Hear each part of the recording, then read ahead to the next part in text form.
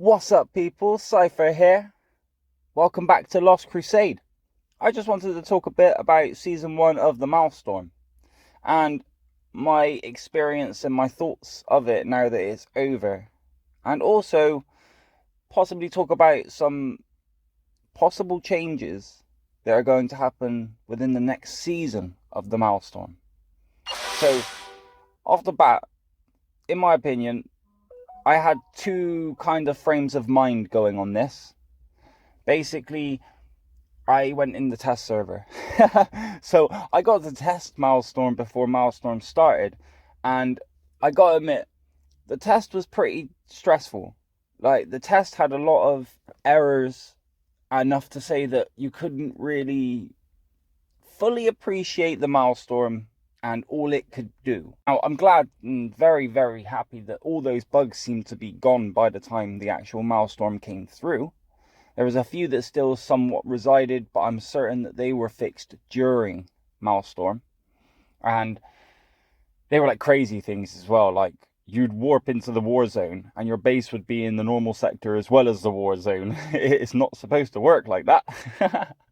So these major bugs had to be fixed fast. They were fixed very well. And the Maelstrom itself, when it actually came into the test to me was a bit of a stress. And by the end of it, I was like, nah, mate, I do not want to do this. I don't want to go near this. I had the final battle as a test in the test server. I was a part of the final battle. And that test battle, I remember it was only a test battle. It was only like little bitty bob. And that alone, like, took us 3 hours, if not longer. So I'm looking at that and thinking, well, final battle test server was over 3 hours. I can only imagine what the actual one could be like. I don't want to be a part of that. So I chose not to be a part of it, in the sense of this is one of the main reasons I didn't really jump into any of the Sector 2 alliances and try and help fight the cause. I stayed in TKE. That's because, again, I was in the test server and it was a stress. And then I came into the actual one. And in all fairness, once all those bugs had been ironed out and everything been put through, it did become a lot of fun. And I did spend most of my time in the war zone rather than being in the sector. Sometimes that was down to the limitation of warp, and I'm hoping that that will change. That was one restriction that I didn't like about Maelstrom, personally. And that was the warp mechanism that's being used. And that is that you can use random warps, and you could only use Maelstrom warps to warp about in the place. You do not get enough Maelstrom warps to even attempt to be doing stuff, so you're forced to use crystals. If you're like me and are a stubborn fool, then you ain't using crystals. Nah, you can try and put the crystal thing in front of me. I ain't poking it. I'm just not moving. Yeah, you've just restricted my movements within the war zone purely because of crystal, which is a bit silly. So that needs to be repaired, in the sense that we need a better, more effective and efficient method of warping around the war zone. Obviously not so that then the crazy wells can go uber. Maybe you put restrictions on the amount you can warp, but just make it a lot easier to obtain the warps.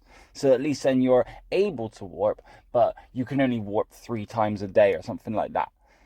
Things like this would have probably been a bit more better than what we had in this season, which was you would have had a lot of people not move and not get into the fight purely because they didn't have enough crystals to do so. So instead, they had to send a deployment from the border zone and try and get into the inner circle, which would, that'd take the best part of 10 minutes, 15 minutes. By the time it gets there, I'm guaranteeing your platform's gone. So, other than that, like the little nitbits like that, like there's a few sort of cons per se.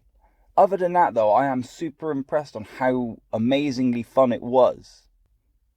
So, it was lovely to see all these different types of formation being used, and it gave you a better sort of, I'd say, sort of experience towards using other heroes as well, because you saw other people sending out deployments, and you'd see, like, for example, not many people before the Maelstrom would have been using Pharaohs. Some people would have, because they would have already acknowledged how his Iron Will works and how well he works in a deployment. But not many people were acknowledging it.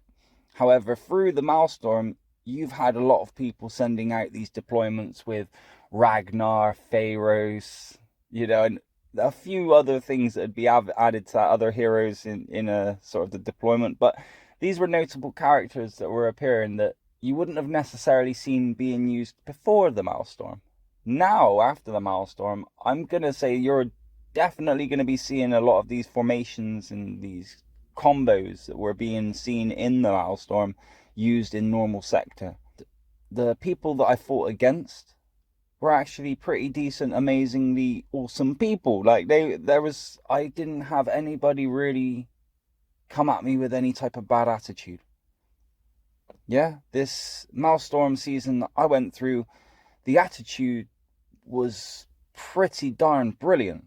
There was a few bad eggs here and there, but you always get that. The overall was outstanding.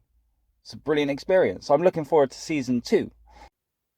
So I asked about my sector to see kind of their feedback on the Maelstrom and if anything was to change, or maybe, just little tips of things that they wanted, input that they want to bring, should I say. That's probably the easiest way to say it. So, funnily enough, I've had a couple of people come back with a very good couple of points, to be honest. So I'm going to bring them up within this video as well. So, Rogal came along nicely and brought, I think, 2 or 3 suggestions which do make total sense. Bring up about how good the Fleet and Chaos Forces levels were and ask them to put them in our server. I think that's a brilliant idea. Like, it's being asked, you should do it. Along with extended RS tiles giving 1 million each node. Also bring up the idea of vigil commencing at different times of the day and not 12 a.m. to 5 a.m. for the majority, which was the case, which was kind of weird. But it wasn't really, you couldn't really blame Lost Crusade for it. It was just basically that the fort gets held for an hour. If it gets hit out, then let's say someone's taken it for an hour, they've taken it for 45 minutes, and then you decide, I'm going to rally that, and you take it. Now you've got to sit it for an hour. Yeah, now if someone waited 45 minutes, and then they rallied you and they take you out, they got to wait an hour.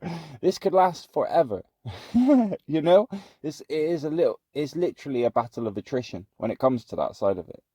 So the times, unfortunately, because they were lapping over a 24-hour basis, because of the whole battle commencing and how long it could take, was kind of undetermined, which then led that the next opening of the gate will be undetermined. And it usually ended up in a really weird time. Eventually, it brought itself to midday time purely because of, obviously, the lag of the battles over the week has desynced the time where it's supposed to open to now opening on a standard nice time.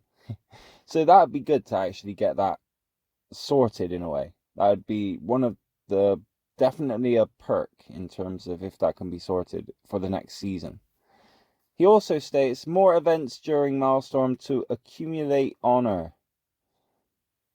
other than just killing each other.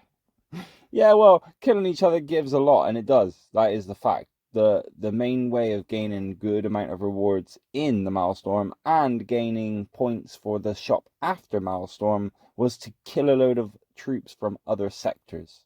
Yeah? So if there's anything you could do in terms of changing for season 2, yeah, it would be probably adding a couple of missions into it, maybe focus in areas that weren't focused on this time. Try some new areas and see if we can meet the challenges that you bring. But also include kill other troops. Like, don't get rid of that. That's a good one. Right, and then we also had Swamp. Swamp suggests if they don't add things on Maelstrom, or maybe they can make events shorter between steps. That's especially stressed more on the earlier stage of it. I remember on the early side of the Maelstrom, it was a bit laggy, like the preparation and stuff like that. It was, I don't know whether that's just to allow people to sort of try and catch up with each other and such, but it was a tad laggy on that, and then it started booting in when the Warzone booted in, so that's something to take on board. What else did he say? Other trouble we had was other events during the war zone, like Blackrock and Obsidian. Returning to the original sector and coming back into the Maelstrom, you were basically obligated to use the legendary Maelstrom warp to come back to the same area where you left, which is probably in an inner circle or something like that. Now, he doesn't think that this could change, but I've said earlier that there is ways of doing this. You could allow a cheaper alternative of warping, but restrict the amount of warps you can do, and maybe, I don't know, maybe there's like something I'm not thinking about right now that kind of deters that. But in my head straight away, I'm thinking that having a limit on warps might work. It just gives you that chance of just having to be wise with where you're warping and what you're and how you're warping. But at least you know how many you've got for that day, don't you? So you can sort of plan yourself out a bit. Let's go to his next one is Other Trouble, Alliance Ranking, Void Supremacy. The thing is that a lot of Sector 2 started jumping between alliances to help each other out, because there wasn't enough in their alliance to, per se, defend against what was coming against them. So then some other alliances would jump into this alliance to help really harness the defense. Now, because of that, that would then disinclude them from certain events, such as Alliance Ranking and Void Supremacy. So it would be really nice to have some sort of ability to allow them to get into the Supremacy and Alliance Ranking, as well as having the ability to switch in the Maelstrom. I mean, there has to be something there. You know, switching in the sector is one thing, but switching in the Maelstrom, it should be a separate issue. It should be independent from the sector. So, it is a very valid point. And just before I sign out, just as a thank you for watching my videos and subscribing, it's also a thank you from the company. This is a code that I've been issued to give away.